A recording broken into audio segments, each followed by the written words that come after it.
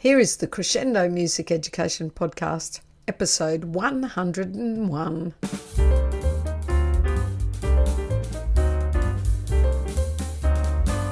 This podcast is being recorded on the lands of the Turrbal people. I acknowledge them as the traditional owners of the land and pay my respects to elders past, present and emerging. They were the first music makers on this land. And welcome to the Crescendo Music Education Podcast, Deb Bryden. Hello, Deb. Hi, thanks for the welcome. Well, it's almost a superfluous welcome because, you're almost part of the furniture here. Now, if you do not know Deb, I'm not going to read out her bio again. I want you to go back and listen to episode 21 and 22. And we talk then a lot about intentional collaboration. We get so much done together. And when we're on holidays, look out.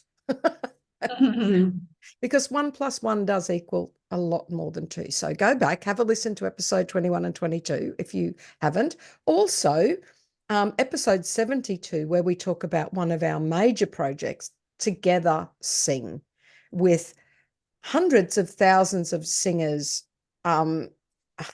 world domination of music education. Yes. So listen to those episodes if you don't know Deb, but you're about to get to know her a lot better because this is the beginning of a series where we're going to look at each of the year levels we teach and just pick out a few important things within that year of instruction. Well, important to us anyway. We both work in, I guess, similar schools at the moment.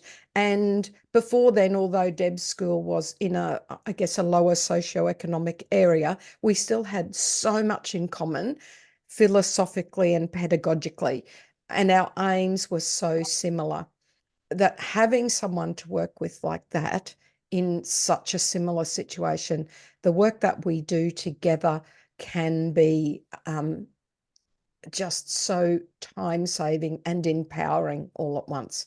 So we're going to have a general look at each year level, and this is the prep episode. I'm really excited about this because, we talk about a lot of things, but this is the core of what we do, is what we do in each year level, what we do in the classroom. My analogy that I use a lot is a tree. I mean, if we don't have this stuff nourishing the tree, you're not going to get the pretty flowers of the choir and the band, are you? Or you're going to get the pretty flowers for the kids that have the private lessons, and those kids that don't have the parents that can afford to send them off to private lessons, or whose parents don't see the power of music education, well, they're just literally going to miss out. So what we do is really the foundation. And speaking of foundation, prep. Perfect place to start. It is. And I think seriously, most music educators would agree that if your administrator said to you, you had to stop teaching 1 year level, and they chipped away at your work, the last year to go has to be the lowest. Perhaps Zoltan Kodály said himself that the most important years are the early ones. That's where you're laying the foundation, not only musically, but relationally. Is that a word, Deb? It's good enough. Yeah, okay. Relationally, behaviorally, and routinely. They're all good LY words, but you guys know what I mean out there. This is where you set everything up. If you have a good prep year and you're at that school for some time, you're going to reap the rewards. I mean, I know I do. I've been at my school now for, this is my 8th year. So the students, apart from the new ones that come in, I have taught those students ever since prep. And I really believe most of my classroom success, if I'm allowed to say that, is because of what I did with them in prep. Yep. Yep. All right. So Let's talk about what we generally think about this level, even though I've already basically showed my hand, haven't I? I'm going to talk about what's really important. You start.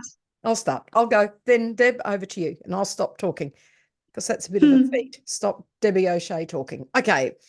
Manners. All right. One of my main aims in prep is to teach them manners. Now, I'm not saying they all come ill-mannered. I do not mean that. No. Any parents out there, do not be offended, although some are, I might say. But even those who have the good parenting that reinforces manners, we all know that it needs constant reinforcing. You don't teach it once, done and dusted. So, for example, if we are using egg maracas, one of my favorite instruments in prep, because they're not really noisy, they're nice. I hand out the egg maraca, and they have to do three things. They have to say thank you. They have to use my name. So they actually have to say, thank you, Mrs. O'Shea. And they have to look me in the eye. So they have to go, thank you, Mrs. O'Shea, looking at me. And then I release the egg to their hand. And it seems almost like it's overkill. But do you know, it really pays off. Those and I actually insist that if they're sharing instruments, that they also thank the person that they're, it's my turn, and they say, oh, thank you, Deb, and they have to look them in the eye. And I just think if I do that continually every week, then it's going to help teach them manners. Okay, something else. Now, this is one I got from Deb. So, as in the lady I'm talking to right now, one of the little sayings that Deb used in her room, and I saw her do this, was to go, oh, well, next time, with a big shrug, very dramatically, if they didn't get a turn, because everybody out there listening knows you are not going to do every rhyme or every song 25 times so every child can have a turn. There are some activities you make sure everyone gets a turn, but mostly there are kids that are going to miss out. Now, that's part of what we have to teach them. Do you know what? It's actually not always about you. Actually, I know some grown-ups who haven't learned that. I think that's a really good point, Debbie, that we have to be explicit about things like that. They don't just get caught. You have to teach all those sorts of things, and you have to be intentional about how you do that. Yes, exactly. Actually, that's so many of the things that we do in music, even pedagogically, like when you're suddenly putting things on the staff, when you're teaching staff notation, do they understand the concept that lower down the staff is a lower note? Do they know that notes can live on lines and spaces? So I love that, what you just said, that it's not caught, it has to be taught. So I adapted Deb's to, oh, well, maybe next time. I put in the maybe because I have a couple of steel trap mind kids that will go, yeah, but you said next time, and it's next time, and it's my turn. So I've added that little maybe, and they really love that. I teach them rest position. So rest position for instruments for prep means legs crossed, hands in laps, because they're on the floor, and the instrument is on the carpet in front of them, not being touched. That is rest position, and we learn rest position straight away. And I have fairly recently added have a noodle when they get their instrument. So thank you to Tanya Lejeune, who talked about having a noodle when the kids first get their instrument and they're just dying to play it. I used to go, until fairly recently, go, get your instrument, don't play it, rest position. That's part of what I'm teaching them. But they are so enthusiastic. If I give them a little noodle, a little muck around, so we're not playing them properly, we're well, respecting them, but we're just having a shake. We're seeing what it sounds like. We're having a tap if they're claves, whatever. Have a little noodle. And then I go, rest position. They've got their wiggles out, rest position, looking at me, ready to go. And just adding that tiny little bit. It's more respectful for them and where they're coming from. Yeah. As much as I want to teach them all the things, I've got to let them be kids. So that's some important general things about this level for me. Over to you, Deb. Right. Names are just super important at this age, well, at any age. But, there's a lot of research, especially in trauma-informed practice, about the importance of hearing your own name. And, we teach so many children. I teach 900 children a week. That is so many names. And so, once again, I have to be intentional about learning them. So I'm intentional about putting in activities that use their names and also, I guess, scaffolding for myself in ways to use their names. So one thing that I do is to sit them in roll order. It sounds very controlling, but this is what I do. In roll order in a circle. Now, I'm lucky to have one of those beautiful circle mats at my school. So that makes it a bit easier, but I have done this for years, way before I had a circle mat, and the circles are not always beautiful, but they get the general idea. So they sit in roll order around the circle. It's hard for the first 2 weeks or even 3 weeks or 4 weeks for some children to remember where their spot is. Much easier now that I have the mat, but I can certainly remember, you have to call through that list and put them in their spots, and it takes a bit of time. But gee, that pays off for the rest of the year. They walk in and they sit in their spot. There's no nonsense about who am I going to sit with or anything like that. But then it also helps me with their names. I almost pretend that I know their names because I speak to them with my roll in front of me and I look around. And, if there's one child that you're trying to remember their name, and you don't remember them, but you remember the kid next to them, you can look it up on the roll and work that out. So using a lot of names right from the start and having them set up like that right from the start, I find is really useful. Debbie talked about manners, and I guess part of that, she talked about eye contact, and I talk about that as well, especially, when we're doing things with partners. Are you looking at your partner? Are you giving them a smile? Things like that. And positive touch. Once again, the trauma-informed practice research informs us how important it is to have positive touch. And so, a lot of the little games that we play, drawing on their back or even just holding hands or, a clapping game or something like that encourages all of that sort of stuff as well. I guess as well, when you're planning, starting with the familiar, both in the year and each lesson. So having something at the beginning of each lesson that they're really familiar with, helps some of those kids that transition is difficult for.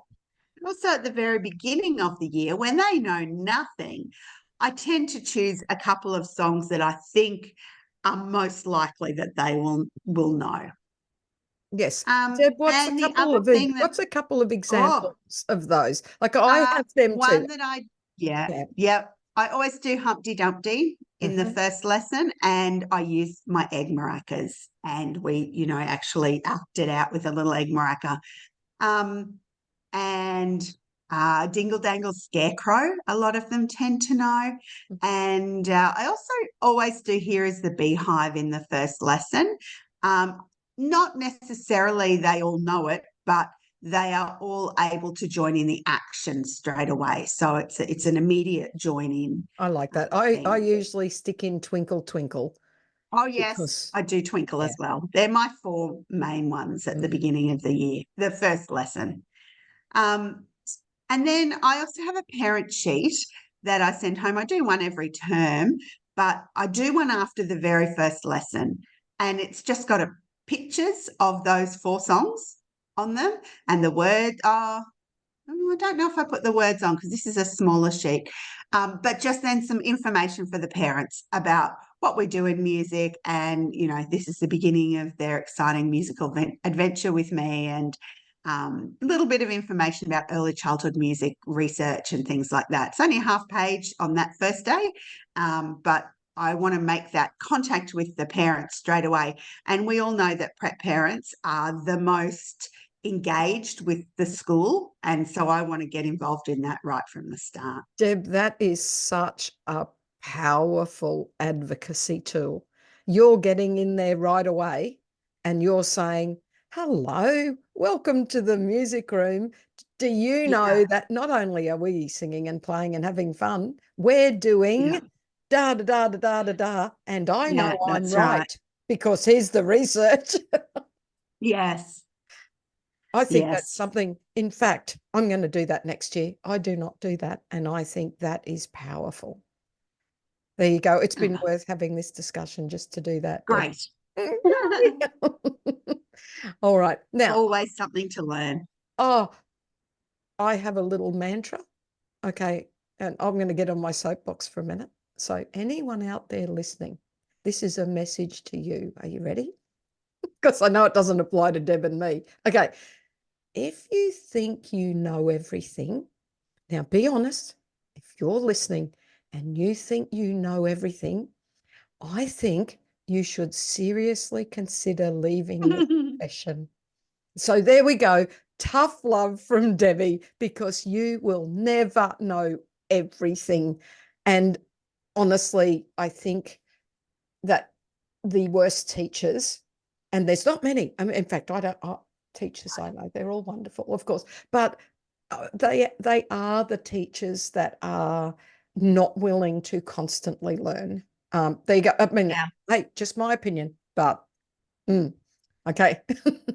Now, the next Yeah. thing that I want to do in these episodes with Deb is we'll just generally talk about what we think of the level. Then we're going Mm-hmm. to talk about the content that we cover. Now, I do have a download. In fact, let me type that in. I will put in the show notes the link to my overview document. There we go. I will add that in, and it can show you conceptually what what Mm. we do. But basically, in the whole of prep, this is all we really cover. We work on Mm-hmm. singing, we work on the comparatives, high, low, fast, slow, soft, loud, or higher, lower, faster, slower, softer, louder comparatives. We work a lot on beat, and then right towards the end of prep, we work on rhythmic patterns specifically. That is it for a whole year. Now, Yeah. I'm not saying that preps are not capable of learning the first rhythmic elements, but I just don't see why you would push it down to prep No. when, one, we don't have to, and two, why would you not build those really firm foundations? As much repertoire as you can, as much experience of those four things, like learning anything. You would not start teaching maths with the symbol, the addition symbol, for example. You Yeah. would do lots of experience with joining things together and counting how many all together. The richer that early experience, the better their understanding. Building your castle on the rock instead of in the sand. And it's like we're saying, it takes more time, but the payoff is great later. Mm-hmm. So I so agree. Now let's look at repertoire. Now, what we're going to do in this series is we're going to mention a lot of repertoire. Now, I'm sorry, putting all of this repertoire in the show notes. Now, there's a couple of reasons. Of course, part of me would love to do that for you guys who are listening, to go, oh, I'd like to learn that song that Deb mentioned and pop into the show notes. Well, I don't think that's the place for this.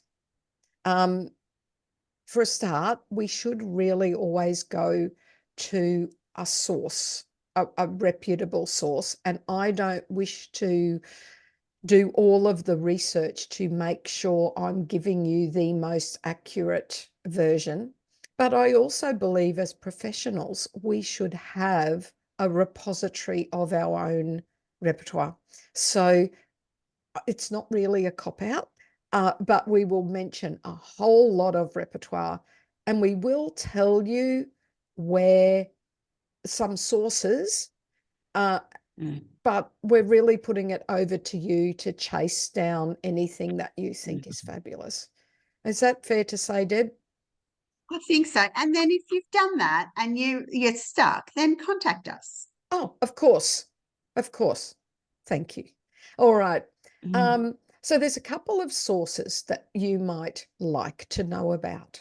So as we've already mentioned, prep is all about repertoire. Lots and lots and lots of it. So for Deb and for me, I'm saying it's my second best source, but it probably soon will be my best source, Musical Beginnings, which has been published by Kodai Queensland. Deb was one of the drivers. She calls it one of her babies, along with her real babies. Musical Beginnings. I'm going to throw to you, Deb, since you were an original writer, and tell us what's happening now and all about that. Well, yeah, look, it is exciting. Musical Beginnings has 50 songs and rhymes for early childhood. And it has videos of each song or rhyme being not performed, but being used in a classroom with kids. We are doing a rewrite. We're not re-recording the videos, but we're adding so much extra stuff to it. We're adding worksheets and we're adding assessment ideas and we're adding research and lots of information, lots of extra resources to go along with it. And hopefully that'll be released, look, I want to say next year or maybe late this year. But if you want to go and buy Musical Beginnings now, it will not be wasted because there will be a discount price for buying the upgraded version. So, go buy it now. It's fabulous. It is really I'm going to talk about the second one, Debbie, because it's Debbie's resource called Music is for Everyone. And the second edition's only available electronically. And I'm sure Debbie will put a link in the show notes. It's $30. And it's very similar. It's got a lot of songs and rhymes. It's got some beautiful recordings that go along with them. And, of course, the sheet music and some activity ideas. And there is something a little bit exciting, and I'm going to say it out loud because it'll hold me to it. Oh, I have, and it's up here on my whiteboard there, a course planned based around my book. And there are videos, sing-along videos they're almost finished that go with each one. Done by an artist.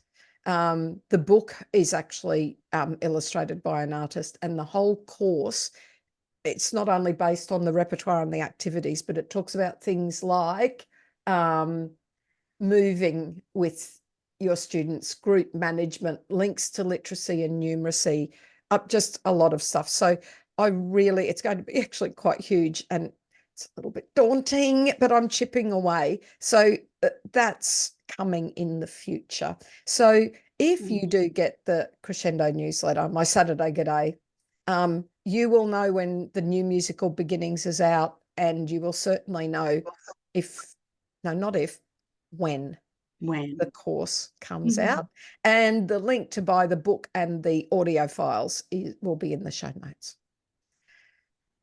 Oh, Deb, there's so much. Can I just mention one more source, which I think is fabulous, is Music in Preschool by Cotti Forai. So that's another really amazing resource. It is. And I used to use a lot. I mean, I guess I just don't now because I have so many things in my repertoire. I used Merrily Merrily quite a bit. Yes. From the Nursing Mothers Association. That's Australian, isn't it? I'm pretty sure. Yeah. Yeah. So I'm sure there's some other fabulous Yeah. repertoire sources, but they're that, and even things like the Holy Names song collection, which is online. Yeah. There'll be some things in there. Anyway, let's talk some specific repertoire. I'm going to let Deb start. Okay, so first of all, for singing, of course, we sing a lot of songs, but it's, I think, important to have a few that are the limited range that are really going to help to hone children's voices. So Starlight, Starbright, I use the So Me version, and that's gold. That's just beautiful. And getting them to sing their own little wish at the end, is nice too. And it's a beautiful song. Another one that I use quite regularly from very early on in prep is Teddy Bear, Turn Around. And it's got that little So Me motif at the beginning, but then it's got a few other notes in there as well. But I also like it because it's actions as well. And so it gets them up and gets them moving. Yes, I like that. Oh, there's so many for singing, isn't there? I just thought I'd add one that I've added relatively recently. Like for me, that's like, I don't know, 6 years ago. Okay. I added No More Pie, Oh, which yeah. I believe is John Feyerabend, I believe, is where was my source. I think it's traditional, but he's the one Tradition. who's made it very popular. Yeah. Okay. And I like it. I don't do it early prep because it's the oh my, no more pie. And the whole silly story is the echo. So you start with the teacher sings it and the kids echo, oh my, then kids, oh my. And then once we know it quite well and we sort of know the silly story, I use a plastic microphone. And when I hold the microphone up I like doing it in a circle.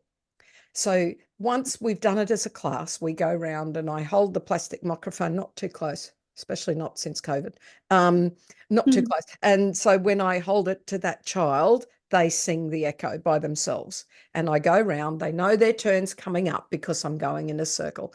And they really like that. I think it's just so powerful for individual singing. And then Mm. sometimes I stand in the middle, and when I hold the microphone up in the air, everyone echoes. So if they're getting a little antsy and they all need to sing, I can do that in the middle. And it takes no time to whiz around the Mm. circle, and every child has sung. Because I think Mm. as you're Mm-hmm. going through prep, we're wanting them to be confident to sing by Mm-hmm. themselves. That's one of the things I really want them to be able to do. Okay, they're not all going to match pitch perfectly. They're just not. It's not developmentally appropriate for every child to be able to match pitch by then. Many will, Yeah. especially if you've worked with them a lot. And I'm so lucky I have them twice a week for half an hour. And that makes a big difference. Mostly here in Queensland, music teachers will have a 30-minute a week lesson. So having them double the time is really powerful. But Yeah. singing, that individual singing, the other thing I'll add for individual singing is puppets. That I do Mm-hmm. have a box of puppets that the kids can use. I have puppets that I don't let the kids use. And so some of my beautiful characters in the music room, I don't let kids play with them because they're characters, they're whatever. Mm. There's BL the Labrador and the whatever. But these puppets all live in what I call uh, puppet land. So when Puppet Land is there, they each get a puppet and they range from like oven mitts to puppets. I ended up with a whole lot of puppets that have big stuffed heads.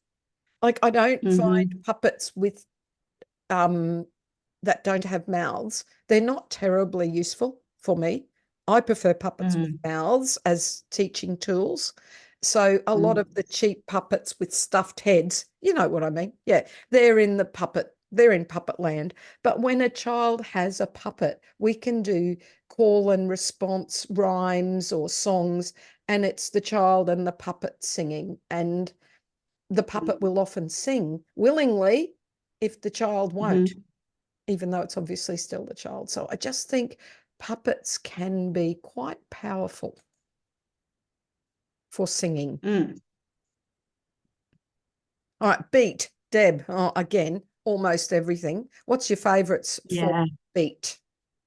I have two. One is My Father Was a Butcher, which is a lovely rhyme, and it's just got a strong beat. You know, a lot of the rhymes are said a bit more dramatically, and we have to be careful not to be encouraging the beat if we're, pausing and things like that. So, My Father Was a Butcher is one that I do with a strong beat, and we play it on djembe drums or whatever, and play the game. Another one is Tommy Was a Soldier, which is a lovely song where they stand in a circle and they have to create an action on the beat that everyone copies. So that, once again, it's got a nice strong beat. It's clear, and it's about body movement on the beat rather than an instrument. I love those two as well. Absolutely.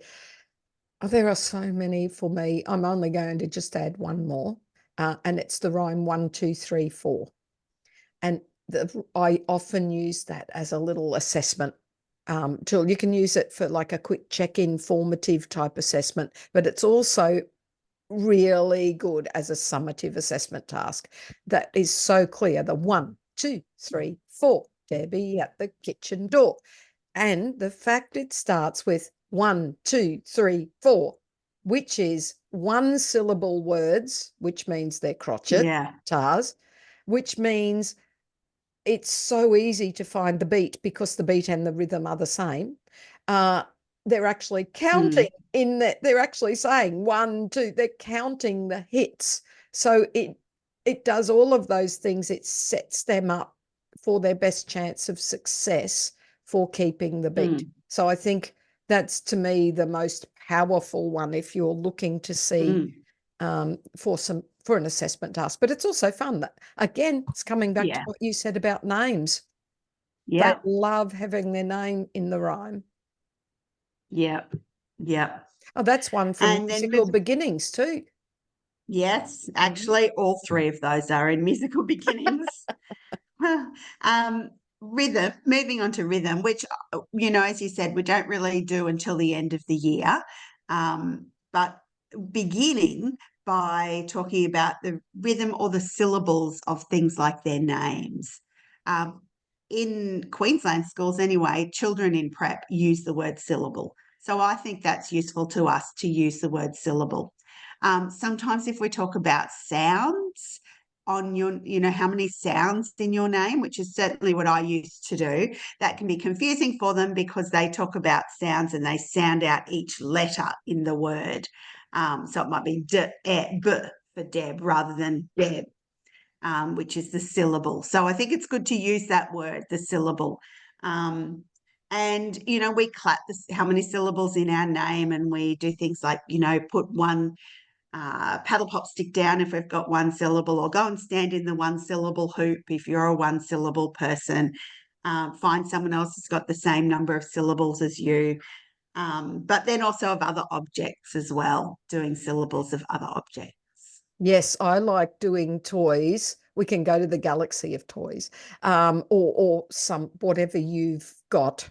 Maybe even like the little shop toys that we've collected, little toys, or or soft toys, and you can set up hoops with 1, 2, 3, 4, and then they put the toy in the hoop that it belongs. And also I've just got some little laminated frogs, and they jump, because I think adding that physical, so they do froggy jumps on their name, like Debbie. So how many frogs do you need? And they'll get 2 frogs, and they put the frogs and they jump beside the frogs on the floor. So they're physically jumping. So they're jumping on their lily pad. Just a little hint, don't get them to jump on a laminated something because it will slip on the carpet. We jump beside it. So the little frogs are pretty cool. And actually, I wonder if that's a download. Oh, You've lost track. No, seriously, I have. Well, There's so many. there are. And those of you who don't know, it's actually since 2003 I have had an online membership site. So that is 21 years of stuff since I've been putting it up. So I have lost track. But I'm going to write myself a note to get the froggies up there so you can download them. Well, while you do that, I'll move on and talk about comparatives. Thank you. So look, you can do this with any song or rhyme, really, but a few I think lend themselves to it particularly. Two Old Tortoises is one that I love to do with a high voice and a low voice, and it's a rhyme, not a song. And so I think that rhymes can maybe be a bit more versatile in that because we can change the pitch of our voice without changing the melody of the song. So Two Old Tortoises, and I have two tortoise puppets, and one's got a high voice and one's got a low voice, and the children imitate that as well, and they find it very funny.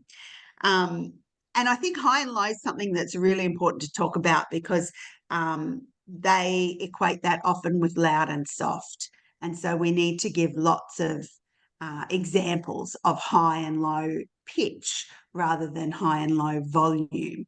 And then make sure we don't use those words high and low when we're talking about volume. Turn the volume up higher. We need to use those words, make it louder. And the other one that I love for this is Tommy Thumbs Up. And once again, I vary my voice. Tommy Thumbs Up, Tommy Thumbs Down, and using the high and low for that. It's really funny. Faster and slower as well. I'll do you for Tommy Thumbs. Yeah. Tommy Thumbs dancing all around the town. I'll have to reconsider. It's funny how we've only just discovered this like within the last week. I do Tommy Thumbs, one of my favorites. I actually use it for steady beat. And I Funny. do very rhythmically, not as a dramatic rhyme. Tommy Thumbs up, Tommy Thumbs down, Tommy Thumbs dancing all around the town. And in fact, we even have turns to have Tommy Thumbs dancing on drums to keep the beat. So I've never done it dramatically. I do exactly the same rhyme, exactly the same words for beat. So there you go. And look, I think that it's not important that we have differences in that way, as long as within your classroom you keep it consistent. Yes, exactly. And I wouldn't use it in both ways in the classroom. Exactly. And I think the other thing that we need to be careful of as music educators is, now in this case, we're talking about exactly the same rhyme. It's just the way we're interpreting it. But I think we also have to be careful about versions that we use and don't think, oh, look, I vaguely remember that. I'll do it like this. It's good enough. I do think we have to do our due diligence and get our repertoire from reputable sources. Yeah. And not just something you made up or it's been so passed down. Like it's a tricky area because folk music by its nature does change. But all I'm saying is just do the best you can to do the most authentic version. That's all I'm saying. I think that's part of your job as a music educator. For comparatives, I'll just add the rhyme slowly, slowly for fast and slow with the snail going up the guardrail and the quickly, quickly, very quickly. It's such a clear, slow and fast. So that's my favorite for fast and slow. Yeah. Now, other favorites. Oh, gee, this is hard. I just love prep. Yeah. Look, a few that I love. I love Hop and Stop. All the little rabbits sleeping. It's just beautiful. Now, it's quite a wide range, and the children don't always sing it. In fact, I'd say more often they don't because they're so busy being little rabbits lying down and sleeping and then jumping up and doing their hopping. But it's such a beautiful little song. It's in Musical Beginnings if you're looking for that. And I do ask them to sing sometimes, but really they're internalizing that even if they're not singing out loud. So that's one of my favorites. I've already talked about Here is the Beehive. And another one of my favorites is a recording called Patter Patter or Pata Pata, I don't know, Pata Pata. And it's by Christoph Maurbach and it's on his Step Back Sally CD. But it's also available as a digital download. You can just download that one song. I think it's on Bandcamp. But if you Google it, Christoph Maurbach, you will find it. Maubach, perhaps. I think. Yes, I'll see yes. if I can. It's great because it's just a very simple recording. It's in very clear A, B sections, and I use it for playing instruments. And we play in one section and we rest in the other section and pass the instrument on to the next person. And yeah, look, I just love it. Or we move to one section and we freeze in the other section. It's just a great recording. And the final thing I want to share is another song that I found. This is my singing voice, and it's just a little echo one, and it just talks about explicitly what different voices sound like. This is my whisper voice. This is my shouting voice. And this is my singing voice. And I find that really useful to be explicit about that and for them to get the feeling of what does it feel like to be using those different voices. I do. I love That's them. it. I love them so much. And Hop and Stop, again, is a relatively new one for me, and I love it. And if you ever want to feel omnipotent, what's the word? All-powerful, godlike. Yeah. Okay, this is it. I've got a prep class. Doesn't matter what they're doing. All I have to do is go, all the little, like I only Yeah. get to there, the entire class has Yeah. gone to the floor, like as if it's a bomb scare. Like do yours like curl up really quickly, like fast, like they're Yes. just suddenly Yes. curled up in a ball on the floor waiting. And I go, if anybody has And it, they're still and quiet. it's just like I've had visitors in my room when I've done that, and I just start singing that. Like sometimes it's two notes. The clever Yeah. ones get it on one note because it's the way I'm singing it too. Yes. And they Yes. just look at you and go, oh, what magic is this? Yes. Oh, can I share a story that happened the other day? I did Good Night Sleep Tight with my grade ones, and I hadn't done it. Sometimes I do it in prep. I hadn't done it in prep. I did it in year one. And I was sitting there and I gave them, no, we just finished an activity and I was sitting like on my little stool at the front and they were sitting on the floor. So they had no idea what was happening. And all I did literally was go, good night, sleep tight. Now, no preamble, no talking. They had no idea. It was a new song. After two notes, they started looking at each other. And then the whole class curled up in a ball on the floor. Oh, funny. Like, and it was just a new song, but Funny. from Hop and They Stop, got the emotion of it. they got the emotion, they got the vibe and thought, oh, Mrs. O'Shea wants us to go to sleep. How magic was that? That's funny. See, music teachers, we're superheroes, Deb. We are. Okay. I'm going to just add two favorites. My Lovely Lycra. Oh, it's quite crazy. You need your big piece of stretchy fabric. And that one's a trickier one to find. I learnt it from Paula Melville Clark, I believe. So it's my lovely lycra can stretch and relax. And they sit around and they stretch it and they shake it and the lizard plays trampoline. Oh my goodness. They just love it. But the whole class sitting around a stretchy bit of fabric is pretty amazing. And I quite like the rhyme, here is a box, put on the lid. I wonder whatever inside is hid. Why, it's a cat. Without any doubt, open the lid and let it come out. And every time you open the lid, so if you're not watching this, you're just listening, you make a cup with one hand and put your flat hand on the top is the lid.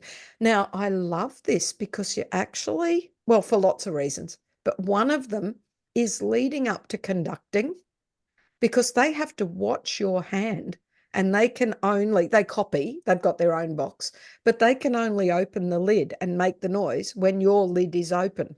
When your lid goes down, they have to put their lid down and be quiet. And I think following that, like that to me is a logical progression to conducting.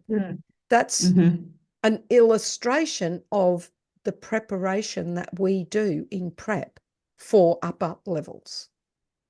Yeah. I love all of that stuff we've talked about. It's my favourite level, Deb. Yeah. I think we're going to say that about a few levels, to be honest. But I do love prep, and I hope that everyone's found something, either something new or something that they've been reminded of to back in their prep weeks. I hope so too, Deb, and I look forward to chatting to you about grade 1, 2, Thanks. See ya. etc. Bye, Deb. As we know, laughter relieves stress. Don't lose sight of the funny side of life. In Australia, I think we should say that our websites use biscuits, not cookies. just a Debbie opinion. Thank you so much for watching our Crescendo Music Education podcast. For more information about all things Crescendo, including membership and music education resources, visit us at crescendo.com.au. Don't forget to like and subscribe.